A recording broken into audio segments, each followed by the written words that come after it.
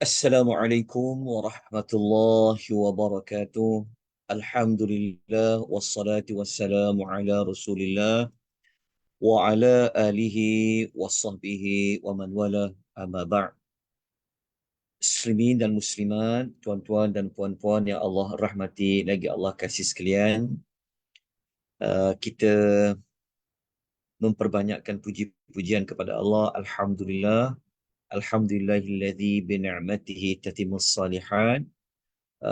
Pertemuan kita secara di atas talian, kita berada dalam majlis ilmu yang mana kita akan menambahkan lagi pengetahuan kita berkenaan dengan perihal Yahudi yang dinyatakan oleh Allah di dalam Al-Quranul Karim. Alhamdulillah, malam ini merupakan siri yang ke-10, pertemuan kita yang ke-10, yang mana kita akan membincangkan mungkin 4 atau 5 lagi perkara yang berkaitan dengan Yahudi. Kita masih lagi merujuk juzuk yang pertama, iaitu juzuk yang berada dalam yang berkaitan dengan suratul Al-Baqarah.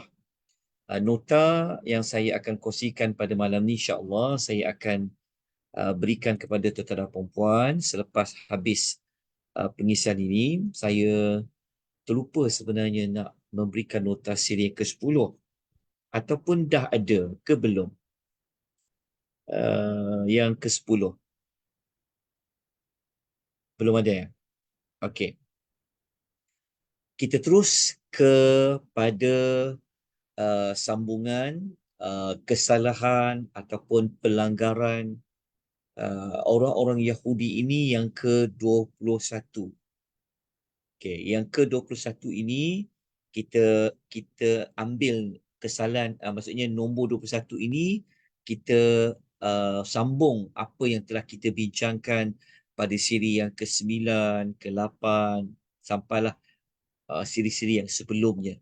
Okey, iaitu berkenaan dengan mereka orang Yahudi ni, mereka tidak boleh menerima adanya hukum hukum apa? Dia panggil hukum an-nasikh wal mansukh. An-nasikhu dengan wal mansukhu. Kita orang Melayu, kita biasa sebut mansuh-mansuh kan. Program telah dimansuhkan, aktiviti telah telah berlaku pemansuhan. Sebenarnya kita sebut dalam perkataan kita guna mansuh-mansuh tu, dia memang dikaitkan dengan cerita an-nasikhu wal mansukh. Okey. Kita dapatkan terlebih dahulu ayat rujukannya, kemudian kita akan kupas sedikit ringkas tentang apa itu an-nasikh dan apa itu al-mansukh, ataupun apakah itu nasikh dan apakah itu mansukh. Baik. Kita rujuk dalam surah Al-Baqarah, surah yang kedua, kita sedia maklum, ayat yang ke-106. Ayat ini, kalau kita buka Al-Quran, ia berada pada halaman yang ke-16. Okey, cuba semak apa Al-Quran tuan-tuan dan puan-puan, adakah betul seperti yang saya paparkan, seperti yang saya catat di dalam nota ini? So kalau ada kesilapan, tolong diberikan maklumat. Baik. Ayat ini berbunyi, A'udzubillahi minasyaitonirrajim. Ma nansakh min ayatin aw nunsiha na'ti bi khairim minha aw mithliha. Apa sahaja firman Allah yang bermaksud apa sahaja. Ma tu maksudnya apa. Apa sahaja ayatin, ayat yang kami mansukhkan. Okey, iaitu Allah tukarkan atau yang kami hilangkan. Maksudnya ayat itu dah tak ada dah. Mula-mula ada, kemudian tak ada. Kami, kata Allah, akan gantikan dengan yang lebih baik daripada sebelumnya. Atau kalau Allah gantikan, ia setanding dengan yang telah digantikan. Okey. Ayat ini kita jumpa perkataan nansakh kan. Okey, mudahnya begini saja. Okey. Perkataan tengok pada yang tadi tajuk tu, okey. Kalau kalimah nasikhun, nasikhun ni nasikh dia merujuk kepada hukum yang baru. Nasikh ni maksudnya hukum yang baru. Al-hukmul jadid. Manakala mansukh adalah al-hukmul qadim, iaitu hukum yang lama. Maksudnya ada hukum yang lama telah ditukar kepada hukum yang baru. So hukum yang lama itu ia disebutkan dengan mansukhun. Manakala hukum yang baru disebut dengan nasikhun. Saya harap tuan-tuan jelas. Okey, hukum apa? Hukum apa? Okey, kita dapatkan dulu maklumat yang dinyatakan oleh para ulama tafsir. Nanti kita kembali kepada ayat 106 ini. Okey. Kalau kita buka dalam tafsir Al-Tabari, Al-Imam Jarir Al-Tabari dalam tafsir Jami'ul Bayan, beliau rahimahullah memberikan komentar tentang hukum baru dengan hukum lama ni. Beliau mengatakan perkara pemansuhan.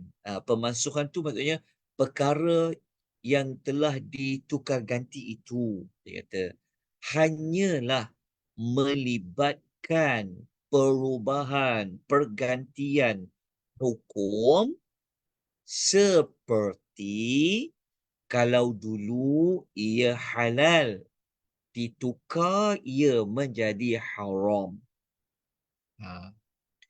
Ataupun dulu hukum itu haram, maka ia telah ditukar menjadi halal. Kalau dulu ada hukum mubah, harus, hukumnya harus, tetapi ia telah ditukar menjadi apa? Dia telah ditukar menjadi mahzuran. Dia tak lagi diharuskan. Kalau dulu ada hukum yang wal mahzuru, dia tidak harus, maka datang hukum baru ditukar menjadi mubah. Dia menjadi harus. Setakat ni boleh faham. Okey. So siapa yang ada otoriti untuk ubah hukum-hukum ni? Kejap halal, kejap haram, sekejap dulu harus jadi tak harus ni. Jawapannya adalah Allah lah. Tapi orang Yahudi, dia tak setuju adanya konsep bertukar-tukar hukum ni. Dia tak setuju. Antara yang dia sangat tidak setuju kenapa tau? Okey. Antara kitab Taurat, hukum-hukum yang ada dalam kitab Taurat dengan Al-Quran, mana kitab yang lama, mana kitab yang baru. Kita mesti akan kata, tak ada orang kata Al-Quran dahulu datang daripada Taurat. Semua orang akan kata kitab Taurat itu yang awal-awal Allah turunkan sebelum Al-Quran. Tetapi Allah telah menetapkan bahawasanya kitab Taurat tu dah ditukar dah. Dia telah dimansukhkan. Dia dah tak boleh guna lagi. So yang dia kena guna apa? Dia kena guna Al-Quran. Al-Quran itulah yang an-nasikh dia. Yang telah dimansuhkan apa? Tentunya kitab Taurat. Seorang Yahudi dia tak suka. Dia nampak apa ni Islam ni? Kan? Bertukar-tukar hukum ni. Oleh itulah ayat yang kita belajar ni Allah Ta'ala bagi tahu. Allah Ta'ala kata, kalau kami apa-apa saja ayat yang kami nak tukar dia, kami nak masukkan dia, kami akan gantikan hukum yang lebih baik daripada hukum yang sebelum dimansuhkan ataupun setanding dengannya, kata Allah. Kenapa Allah boleh tukar ganti tu? Boleh buat mansuh, nasikh wal mansuh tu? Ayat yang sama Tuhan bagi tahu jawapan. Alam ta'lam anna Allah ala kulli syai'in qadir. Allah Ta'ala kata, tidakkah engkau mengetahui bahawasanya Allah ni berkuasa atas setiap sesuatu? Maknanya Tuhan nak kata apa? Kuasa Allah lah. Hak Allah lah untuk Allah tukar syariat dia. Dulu orang akan pakai hukum syariat Nabi Musa contoh. Tapi apabila datangnya Nabi Muhammad SAW, dah tak boleh ikut syariat Nabi Musa. Syariat Nabi Musa tu kalau berbeza dengan hukum hakam syariat yang ada pada Nabi Muhammad tu, dia kena tukarlah. Dia tak boleh pakai Nabi Musa tu. Jadi itulah contoh nasakh wal mansuh yang secara umum lah yang orang Yahudi ni tak suka. Gagak boleh faham tak? Okey, contoh kalau kita ambil yang Imam Al-Tabari kata tadi kan, contoh Okey, contoh kita nak tengok mana nasakh wal mansuh. Okey, kalau dulu ada hukum halal, lepas tu dia tukar menjadi haram.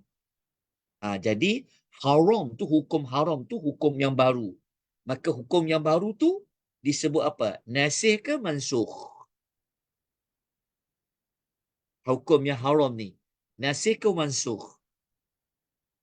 Jawapan dia an-nasikh lah.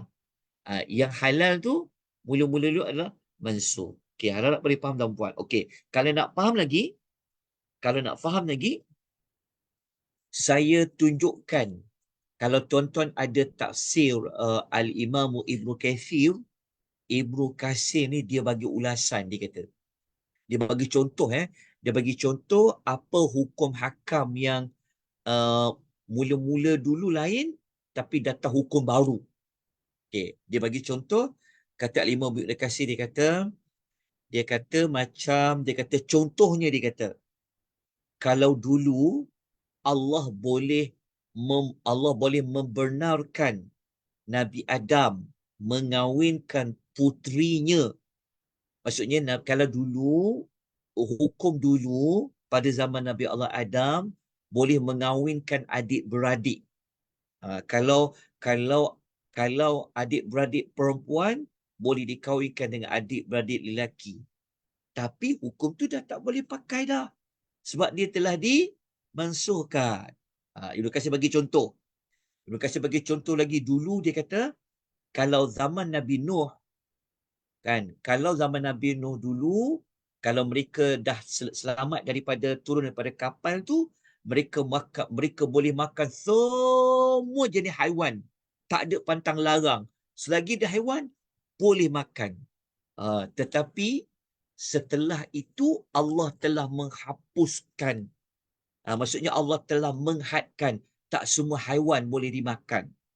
Ada haiwan yang boleh makan, ada haiwan tak boleh makan. So, dia dah tukar hukum yang baru. Ibnu Katsir dia bawa lagi contoh. Dia kata dulu, Nabi Yaqub, masa syariat Bani Israel pada zaman Nabi Yaqub dulu, 2 orang puteri boleh menikahi 2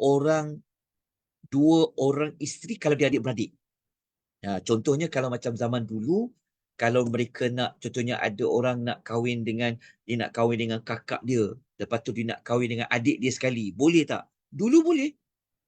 Tapi sekarang dah tak boleh. Dia tak boleh menikahi 2 isteri kalau dia adik-beradik. Itu tak boleh hukum. Itu contoh. Hukum yang lama telah Hukum yang lama telah dimansuhkan dengan hukum yang baru. Hukum yang baru itu dipanggil nasikh. Okey, contoh lain. Okey. Contoh lain, zaman Nabi Allah Ibrahim diperintah untuk menyembelih puteranya. Tapi kemudian Allah telah melarang hukum menyembelih anak. Itulah. Okey. Kemudian kalau zaman dulu Bani Israel kalau nak bertaubat, mereka kena dibunuh. Tapi hukum tu dah tak ada dah. Okey, faham tak maksudnya? Maksudnya Ibnu Katsir ni dia bawa contoh. Jadi orang Yahudi ni dia tak boleh terima. Itulah dipanggil kesalahan, pelanggaran orang Yahudi terhadap kitab-kitab Allah Subhanahu wa taala. Al-Imam At-Tabari kata, perkara nasakh an-nasikh wal mansukh ini dia tidak terjadi melainkan hanya melibatkan apa? Dalam isu apa kata dia? Dia kata wala yakunu dzalika illa. Kata Imam At-Tabari, isu nasakh wal mansukh ni dia tidak terjadi melainkan fil amri wan nahyi, hanya dalam bab hukum, mana-mana perintah ataupun pada mana-mana larangan, wal mana' wal ibahah, dalam isu adanya keharusan, ada isu adanya penegahan. Maksudnya Imam Tabari nak kata isu ditukar ganti ni, dulu hukum lain tukar hukum baru dalam bab hukum hakam je, dia kata amal akhbar, adapun cerita-cerita, kisah-kisah, falaysa fiha nasikh wala mansukh, tidak berlaku padanya ditukar ganti, diubah ganti, tak ada. Sebab tu kalau kita dengar kisah Nabi Adam dulu, kisah tu je, dia tak ada ubah kisah yang baru. Tapi hukum hakam, dia telah berlaku perubahan. Okey, saya harap tuan-tuan dapat penjelas. Okey, kita baca lagi ulasan Al-Imam, tengok, ada tak ulasan daripada Al-Imam At-Tabari sekali lagi? Okey, kita tengok Imam At-Tabari kata apa. Ayat yang kita baca yang 106 ni, bertujuan Allah nak memberitahu tentang ada orang Yahudi yang mengingkari adanya nasakh hukum-hukum Taurat. Sebab itu orang Yahudi masa zaman Nabi Isa datang, kan, Nabi Isa pula dia pun dapat kitab apa? Kitab Injil. Jadi ada beberapa hukum yang Nabi Isa telah ubah yang ada dalam kitab Taurat tu. Jadi orang Yahudi dia menolak apa yang dilakukan oleh Nabi Isa itu, dan sudah pasti mereka juga menolak Nabi Muhammad sallallahu alaihi wasallam kerana kedua-dua rasul ini yang datang kemudian selepas Nabi Musa datang membawa perubahan dari sisi Allah untuk mengubah hukum dalam kitab Taurat. Tapi kalau kita baca Ibnu Katsir tadi kan, sepatutnya orang Yahudi tak perlulah nak mempersoalkan kenapa Allah ubah ke tak ubah. Sebab sebelum kitab Taurat lagi tu, dah ada dah isu-isu yang telah Allah ubah. Macam kita sebut tadi, kisah Nabi Adamnya, kisah Nabi Yaqub pun. Kan sebelum dapat Taurat lagi tu, kisah Nabi Yaqub yang merupakan kepada pengasas kepada istilah Israel tu pun telah berlaku perubahan. Jadi apa yang janggalnya?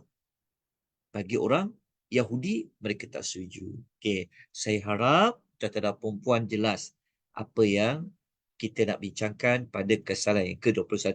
Okey. Setakat ni ada soalan tuan-puan Okey. Kita teruskan pada kesalahan yang kedua. Pelanggaran yang ke-22 orang Yahudi ni dalam hati dan sanubari mereka.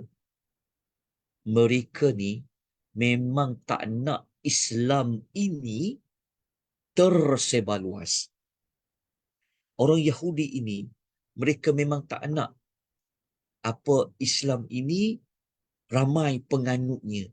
Sebab itu mereka sangat bercita-cita untuk untuk memastikan mana-mana orang Islam dia jadi kafir ataupun jangan orang itu jadi Islam. Sebab tu macam-macam dia akan buat. Dia akan kata Islam ni agama yang tidak adil lah, kan. Tak adil ke apa, bias kepada satu gender saja, tak jaga hak asasi manusia ke. Lepas tu dia kata Islam ni ganas lah, Islam ni teroris lah, contoh. Itu di antara cara-cara macam mana nak bagi orang ni tak masuk Islam. Lepas tu dia macam-macam lah. Tu yang keluar kepada gerakan liberalnya secara halus. Supaya orang ragu-ragu dengan Islam ni.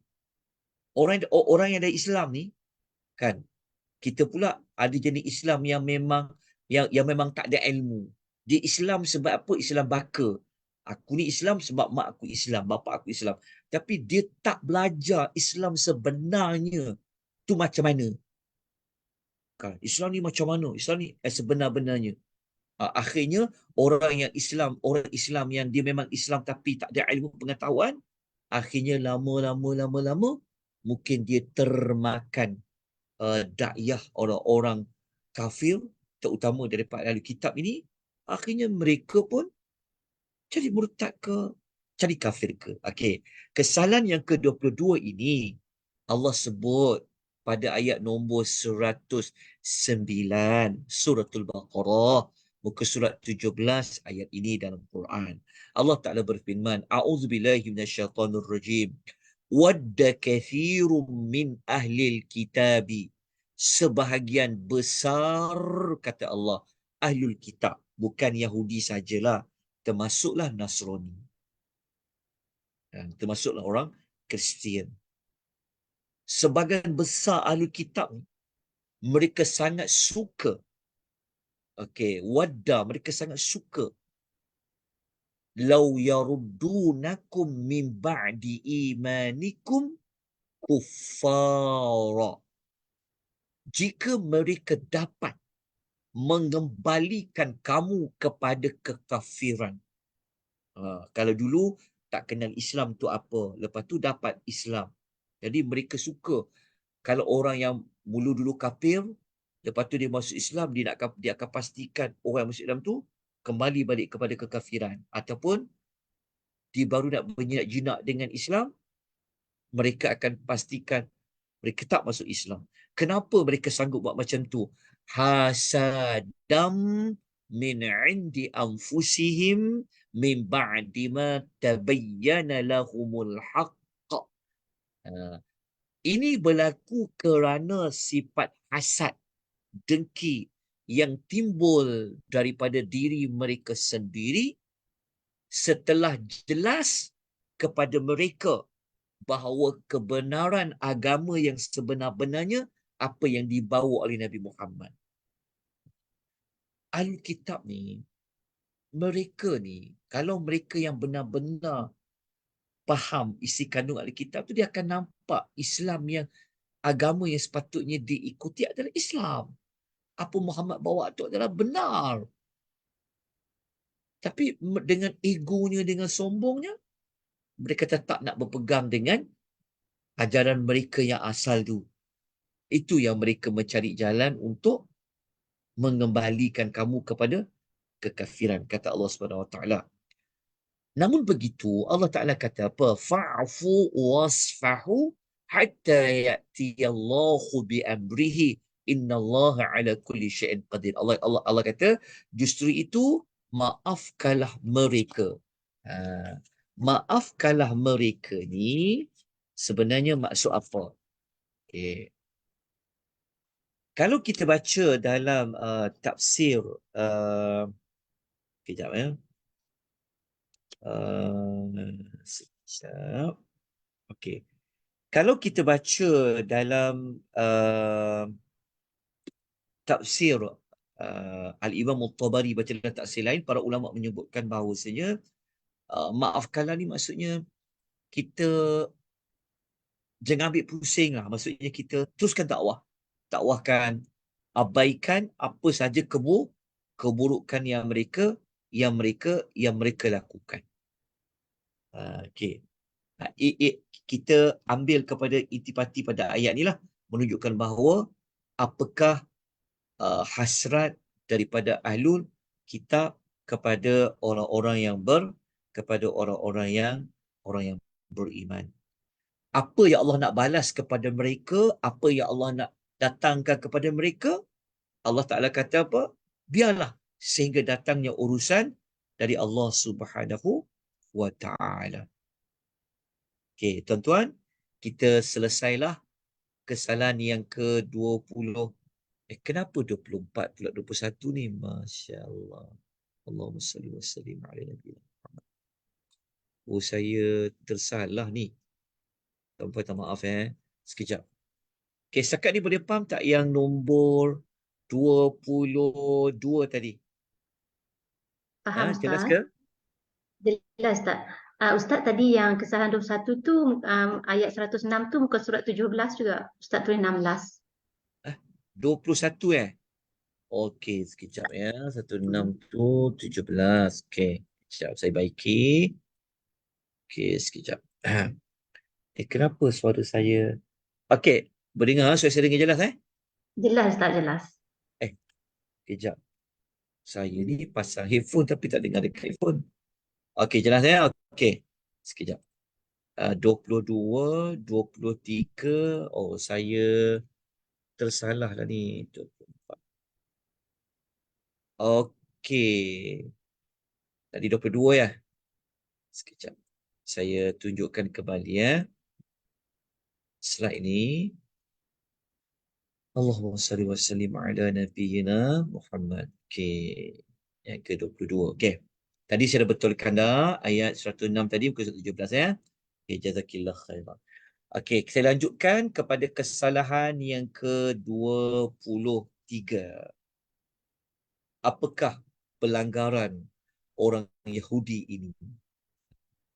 Yang ke-23 iaitu orang Yahudi ini mereka menolak kewujudan agama Nasrani. Apa kaitan dengan kita? Kan biar je lah kalau dia nak gaduh dengan dengan orang Kristian. Sebenarnya dia ada kaitan juga dengan nabi yang diikuti oleh orang-orang Nasrani ni. Kan bukan kita kata orang Nasrani ni betul, tapi ada kaitan dengan Nabi Isa, ada kaitan dengan kitab Injil. Okey, jadi orang Yahudi ni depa nak kata agama dia je yang benar. Macam tu. Dia nak kata dia je, agama mereka lah yang benar. Agama lain semua tak benar.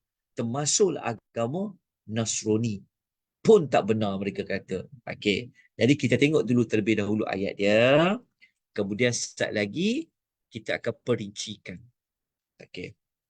Ayat nombor 113. Okey, muka surat nombor 18. Betul tak ayat ni muka surat nombor 18? Betul. Okey, kita tengok ayat dia A'udzu billahi minasyaitonir rajim. Wa qalatil yahudu. Kat sini kita jumpa perkataan Yahud. Okey. Laisatin nasara ala syai'. Ala syai'. Mereka kata apa? Dan orang Yahudi itu kata Allah berkata, orang Nasrani itu tidak mempunyai sesuatu pegangan pun. Apa maksud tidak ada pegangan ni? Maksudnya adalah mereka nak mengatakan bahawasanya agama orang Nasrani ni adalah agama yang tidak benar. Itu bukanlah agama yang Tuhan kendaki, seolah-olah macam mereka lah benar tadi. Okey, orang Nasrani pula cakap apa? Wa qalatin nasara laysatil yahudu ala syai'. Manakala orang Nasrani pula cakap, orang Yahudi ni pun tak ada sesuatu pegangan agama yang benar pun. Mereka duk berbalah di antara kedua-dua kumpulan. Sedangkan kedua-dua agama ni agama yang kufur, yang bukan Allah redha. Okey, lepas tu Allah cerita lagi. Allah kata, wahum yatslunal kitaba. Okey, padahal mereka membaca kitab suci masing-masing. Maksud dia, orang Yahudi, bila dia baca kitab Taurat dia tahulah sebenarnya tentang agama mana yang sebenarnya mereka kena ikut. Apabila yang pihak Nasrani pula, dia baca kitab Injil, dia tahu maklumat agama mana yang mereka perlu ikut. Sebab kita pernah sebutkan sebelum ini tentang dalam kitab Taurat ada perbincangan tentang Nabi akhir zaman, tentang Nabi Muhammad. Begitu juga ada apa yang ada dalam kitab Injil. Okey. Lepas tu Allah Ta'ala kata, kadzalika qala alladhina la ya'lamuna misla qawlihim. Macam tu jugalah orang yang tak ada ilmu pengetahuan mengatakan seperti yang dikatakan oleh mereka itu. Yang satu lagi ni siapa dia? Iaitu orang musyrikin Mekah. Orang musyrikin Mekah ni dah lah tak ada sumber rujukan. Betul tak? Kalau orang Yahudi ni, dia adalah sumber rujukan di kitab Taurat. Orang Nasrani ni rujukan di kitab Injil. Kan? Tapi walaupun dua-dua ada kitab rujukan panduan dia, pun saling membantah antara satu sama lain. Orang musyrikin ni juga yang tak ada kitab rujukan pun cakap seperti mana apa yang dibantah oleh kedua-dua mereka. Okey. Jelas dalam hubah rahimani wa rahimakumullah. Okey. Sekejap ya.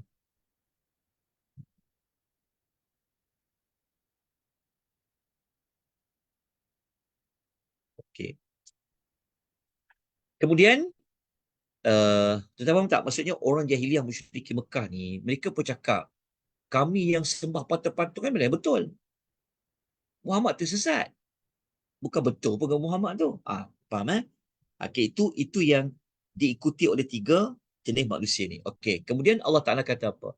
Tiga-tiga ni kata Allah, fallahu yahkumu bainahum yawmal qiyamati fima kanu fihi yakhtalifun. Allah Ta'ala kata apa? Allah mengatakan, maka Allah Ta'ala akan mengadili antara mereka ini pada hari kiamat tentang apa yang mereka pertikaikan. Maksudnya siapa? Maksudnya adalah mereka ini Allah akan beritahu antara kamu tiga kumpulan ni siapa yang benar. Sudah pasti jawapannya adalah tiga-tiga tu tak benar. Okey.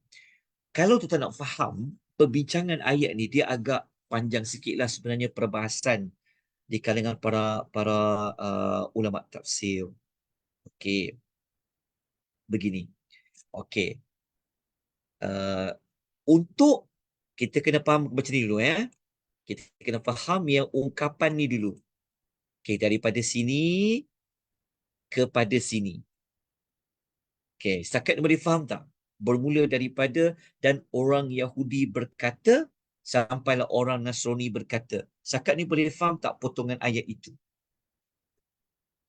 Ustaz, Ya. saya nak tanya Ustaz, ini kata-kata tu, ayat tu menceritakan semasa Nabi Muhammad SAW berada di Madinah bersama dengan orang-orang Yahudi dan Nasrani. Itulah apa yang dikatakan oleh orang Yahudi dan orang Nasrani semasa Rasulullah berada, mereka Hmm. bersama dengan Rasulullah di Madinah.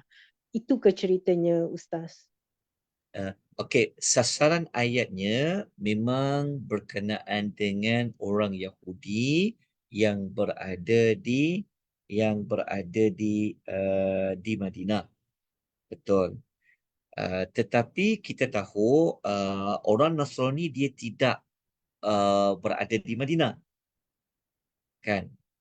Lokasi orang Nasrani dia duduk di kawasan macam di kawasan Yaman. Ya, kalau dikaitkan pada zaman Nabi sallallahu alaihi wasallam. Tapi memang sasarannya adalah Allah nak menyebut kepada dua-dua kumpulan ni pun sebenarnya, terutama orang Yahudi yang ada di Madinah. Jadi sebenarnya ayat ini Allah nak kata Islam je yang benar, nak kata sebenarnya. Jadi mereka-mereka yang saling mengingkari antara satu sama lain ni, kedua-dua ini bukan maksudnya dua-dua ni salah lah. Itu setakat penerangan ringkas lah untuk perbahasan pada ayat ini. Itu ke yang puan tanya? Soalannya saya tak berfokus tadi tu. Okey, Okey. ceritanya ayat ni ialah pada masanya mereka orang Yahudi dan Nasrani ni masa adanya Nabi Muhammad sallallahu alaihi wasallam berada di Madinah. Mereka Yahudi dan Nasrani bersama dengan baginda semasa di Madinah. Itulah yang mereka katakan. Itu kan Ustaz ceritanya? Ya. Okey, maksud dia topik perbalahan ni, peristiwa perbalahan ni dia berlaku setelah Nabi diutuskan lah. Setelah Nabi diutuskan oleh Allah Subhanahu wa taala kepada mereka. Yang maksud kepada mereka sebab surah ni surah Al-Baqarah. Surah Al-Baqarah, surah yang Allah turunkan selepas Nabi berhijrah ke Madinah. Maknanya perbincangan perbalahan dua ni dia macam ni. Perbalahan kedua-dua ni kita tahu macam ni. Kalau kita baca sejarah, sebelum adanya Islam yang dibawa oleh Nabi Muhammad ini, muncul terlebih dahulu agama Yahudi tu. Agama Yahudi itu kita dah kupas dah kenapa kita sebut agama Yahudi itu kan. Maksudnya sudah adanya kitab Taurat macam tu. So ada pengandut-pengandut kepada kitab Taurat. Dan sebelum datangnya Islam yang dibuat oleh Nabi SAW pun sudah adanya agama Nasrani. Jadi pada masa itu sudah berlaku dah apa perbalahan antara kedua-dua manusia ini. Jadi apabila Allah mengutuskan Nabi SAW, Al-Quran ceritalah. Maksudnya itu. Maksud dia, saya faham soalan tu. Maksudnya adakah perbalahan antara dua-dua kumpulan ini dia terjadi selepas Nabi dibangkitkan ke ataupun sebelum Nabi SAW dibangkitkan? Betul tak? Iya, betul. Sebabnya kenapa saya tanya Ustaz, sebelum ada Al-Quran, Taurat dan Injil itu adalah yang kitab yang benar kan. So Betul. agama orang Nasrani itu ya agama benar ketika itu, dan agama yang dari Taurat itu juga agama yang benar. Betul kan Ustaz? Macam tu kan? Betul. Kalau yang asalnya memang begitulah. Sebelum datang Nabi SAW. Okey, saya faham soalan puan tu. Okey, izinkan saya baca ulasan yang dikemukakan oleh Al-Imam Ibn Katsir untuk kita dapatkan cerita sebenar-benarnya lagi kan. Kenapa orang Yahudi ni, orang Nasrani itu boleh cakap tentang orang Yahudi. Orang yang Nasrani boleh cakap, Yahudi boleh cakap Nasrani, Nasrani cakap pada Yahudi tu. Okey, kejap Okey, dalam tafsir Ibn Katsir, Ibn Katsir beliau telah menukilkan ulasan yang dikemukakan oleh Ibnu Abbas radhiyallahu anhuma. Ibnu Abbas kata macam ni. Okey. Masing-masing, iaitu kedua-dua kumpulan ini, dua-dua kelompok ini, mereka baca dalam kitab mereka sesuatu yang membenarkan orang yang mereka ingkari. Maksud dia, ingat tak? Kita kan pernah mempelajari tentang kitab Taurat. Okey, macam ni. Kitab yang, dia begini, kitab Taurat dari Allah, kitab Injil pun dari Allah. Kedua-dua kitab ni sebenarnya kedua kitab ni saling membenarkan antara kedua-dua agama ni. Okey. Kemudian kita baca lagi. Okey ya. Orang-orang Yahudi, mereka kufur terhadap Nabi Isa. Padahal di tangan mereka itu ada kitab Taurat, yang dalam Taurat itu Allah telah mengambil janji melalui Nabi Musa untuk membenarkan Nabi Isa. Okey, pada faham Okey. Lepas tu dalam kitab Injil pula, yang dibawa oleh Nabi Isa itu pula terdapat perintah untuk membenarkan kenabian Nabi Musa dan kitab Taurat yang diturunkan dari sisi Allah. Okey. Masing-masing kedua-dua kumpulan itu mengingkari kitab yang ada di tangan mereka sendiri. Okey. Mereka itu ahlul kitab yang hidup pada zaman Nabi sallallahu alaihi wasallam. Faham tak? Okey. Maksud dia, kita dapat jawapan dia. Saya faham soalan dia. Okey. Begini. Masa Nabi ada, okey, ada Quran kan, betul tak? Okey. Kalau kedua-dua kumpulan ini mereka bersisih pendapat, okey, sepatutnya mereka kena rujuk apa? Sepatutnya mereka kena rujuk sebagai hakim. Sepatutnya mereka kena rujuk Quran lah. Betul tak? Kan? Sepatutnya mereka kena rujuk Quran. Okey. Tetapi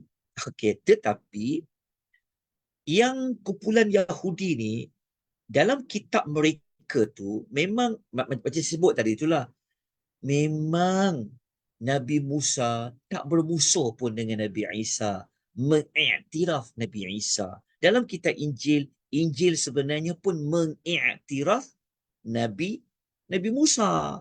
Sepatutnya kedua-dua kumpulan ini mereka kena menerima kedua-dua nabi itu. Dan kalau mereka boleh menerima, contohnya Yahudi boleh menerima kenabian Nabi Isa, orang Nasrani boleh menerima tentang Nabi Musa, okey. Kenapa kamu berdua ni tak boleh menerima Nabi Muhammad sallallahu alaihi wasallam? Faham tak? Okey, saya baca lagi sikit lagi. Kata Ibnu Katsir, dia kata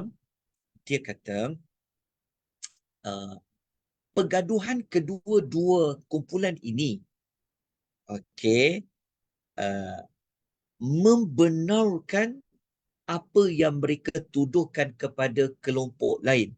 Namun secara zahirnya, ayat di atas mengandungi celaan terhadap apa yang mereka ucapkan, padahal mereka mengetahui yang sebaliknya daripada apa yang mereka kemukakan itu.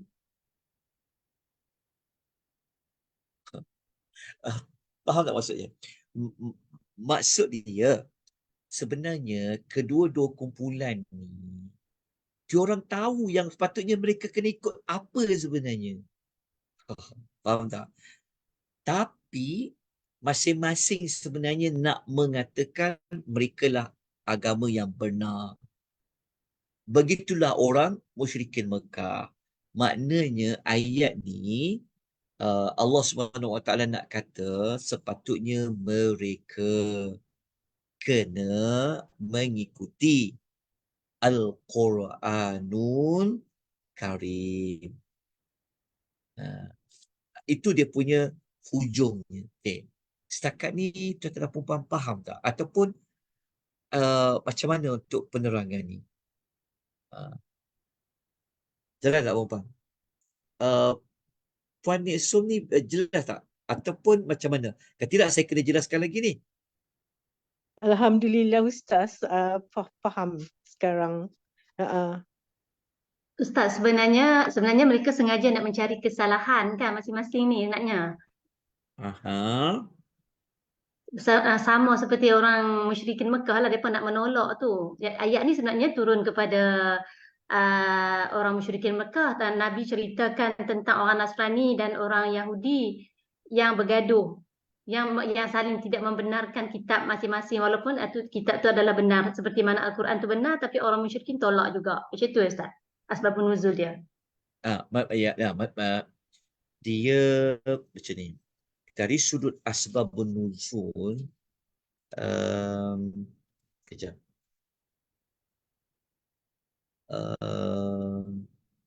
Kalau kita baca dalam tafsir Ibnu Katsir, ada disebutkan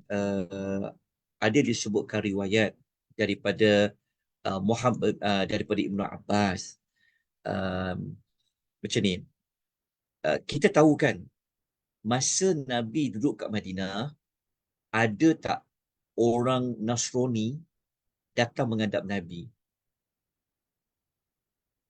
Jawapannya ada. Kalau kita baca dekat tafsir Ibnu Katsir ni, dia kata, ketika orang Nasrani daripada Najran datang menghadap Nabi SAW, kemudian datang pula delegasi para pendeta Yahudi.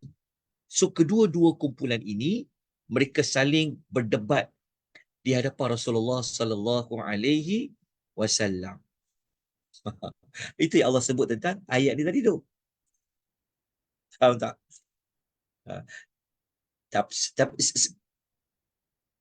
Ya, sebenarnya Allah nak sebut bahawa kau gaduhlah dua orang pun, sebenarnya kena ikut Al-Quranul Karim. Maknanya kalau dalam konteks cerita ni, orang Yahudi nak kata bahawasanya, sebab kita bincang pasal Yahudi kan, maksudnya orang Yahudi nak kata dialah yang betul. Ingat tak sebelum kita pernah bincang kan, mereka mengaku syurga tu untuk mereka, orang lain tak masuk syurga. Ingat lagi, mereka akan kata mereka ni adalah anak Allah, mereka ni kekasih Allah, mereka ni wali Allah. Yang itulah yang pernah kita bincangkan sebelum ni kan. Tapi kalau dicabar minta mati, takut pula nak mati. Macam tu. Wallahu ta'ala. Jadi kesalahan orang Yahudi ni adalah, mereka tak nak menerima ajaran Nabi Muhammad SAW. Jadi antara contoh yang mereka tak nak terima bukan dekat Nabi Muhammad je, dengan agama Nasrani pun mereka menolaknya. Itulah ceritanya. Faham taknya? Faham Ustaz sekarang. Ya, mereka dia orang paling baik sebenarnya. Ya. Bukan sekadar orang Yahudi ni dia nak gaduh, bukan sekadar dia nak bertentangan dengan Nabi Muhammad tu. Dengan maknanya dengan Nasrani pun dia nak tolak. Maksudnya macam itulah. Betapa tegarnya kesalahan orang Yahudi. Lepas tu kita tahu kan, orang Yahudi sekarang, ingat tak yang dia guna konsep one world kan? Kita dengar kan, mereka ni menganggap bahawa mereka lah orang yang bercakap pandai, mereka adalah orang-orang yang terpilih tu. Dah ada konsep macam ni seperti mana zaman Nabi sallallahu alaihi wasallam. Wallahu ta'ala a'lam. Faham Ustaz sekarang. Alhamdulillah. Dia orang nak highlight, dia orang yang paling tinggi, dia the best lah di sini dari sejak dulu lagi Ustaz. Ya. Itu Betul, the betul. message ya. Ya. Alhamdulillah, Alhamdulillah. Terima kasih Ustaz. Okey, sama-sama. Ustaz, boleh tanya sikit? Boleh Puan Fuziah. Silakan Puan Fuziah. Kita tahu yang orang Yahudi dan juga orang Nasrani, dia orang ubah kan dia orang punya kandungan kitab mereka. Betul. Jadi dia orang ubah tu yang Ustaz cakap sebelum ni pun sebab nak sesuaikan dengan gaya hidup mereka. Macam Yahudi, dia orang amalkan riba kan. Dia orang tahu dalam Al-Quran kita tak boleh makan riba. Jadi adakah sebab tu salah satu sebabnya yang mengapa dia orang tak nak terima Al-Quran? Sebab Al-Quran tu mengubah cara hidup mereka. Boleh tak kita kata Betul, macam tu? betul. Betul. Antara satunya pasal riba kan, pasal makanan-makanan yang Allah ubah tu. Ya betul. Kerana mereka ni ialah kan, sebab apabila dah ubah hukum tu, rugilah. Sebab mereka lebih pada mengutamakan kepentingan peribadi, lebih pada mengutamakan dunia, lebih kepada mengutamakan, kita kata apa, dalam bahasa kita, nak jaga periuk nasi mereka kan. So mereka tak nak benda sesusah ni. Itu di antaranya. Nanti kita akan jumpa lagi apa kesalahan-kesalahan mereka lagi, insya-Allah. Dan kita akan lebih jelas lagi. Okey. Okay. Ada apa-apa pertanyaan lagi yang lain?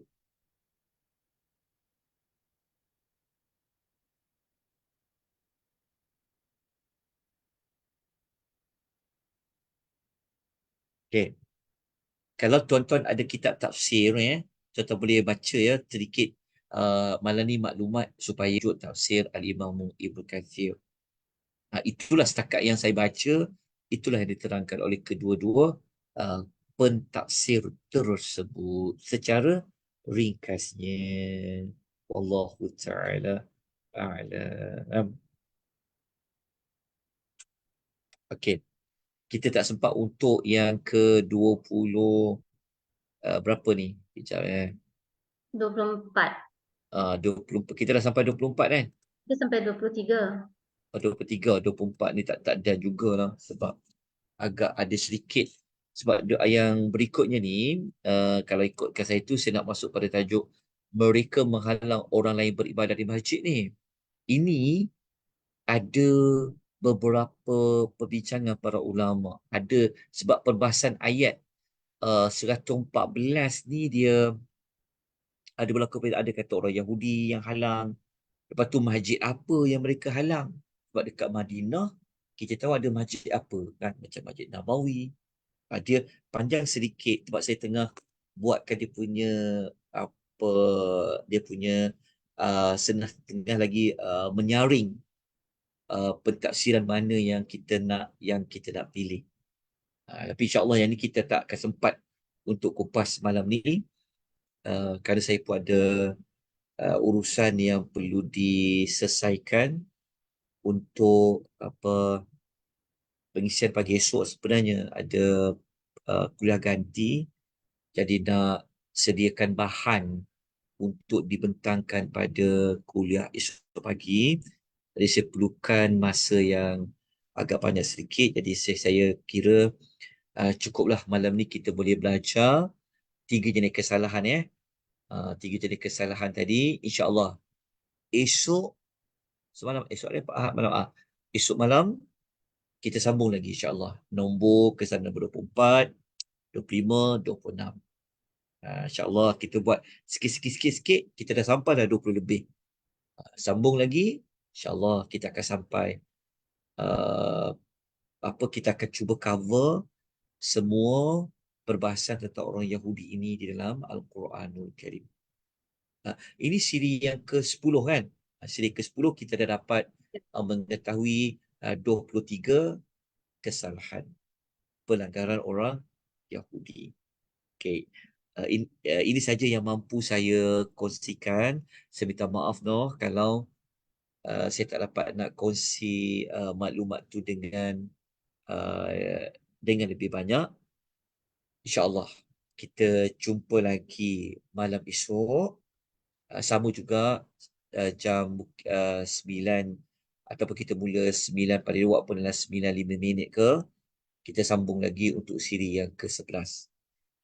Moga-moga kita semakin faham tentang ayat-ayat Al-Quran, yang mana ayat Quran itu membantu kita memahami perilaku orang Yahudi, yang mana apabila kita semakin tahu, kita akan semakin bertambah memahami gelaran al-maghdub bi'alaihim yang telah Allah sebutkan berkenaan dengan orang Yahudi. Okey.